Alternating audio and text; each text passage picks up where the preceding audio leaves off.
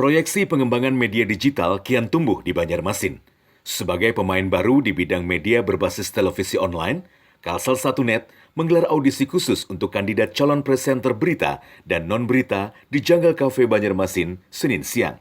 Satu persatu, setiap peserta diberikan tugas melakukan reportase langsung, membawakan siaran berita, hingga memperagakan dialog berita.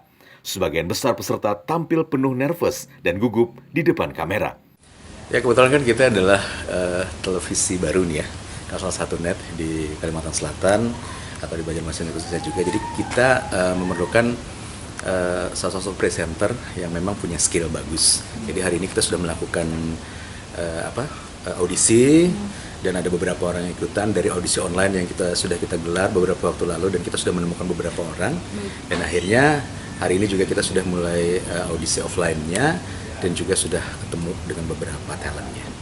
Ya, jadi ada beberapa challenge yang kita kasih ke mereka, termasuk kita juga mengajarkan ke mereka bagaimana presenting itu sendiri, bagaimana mereka membawakan news, kemudian juga reportase, sampai ke dialog, dan juga beberapa special program kita yang nanti kita harapkan mereka juga bakal mengisi wajah-wajah mereka di TV. Dan harapan kita ya mereka punya bakat dan punya skill yang bagus, dan kita harapkan mereka juga nantinya bisa mengisi presenter dan wajah-wajah di Kalsel 1net.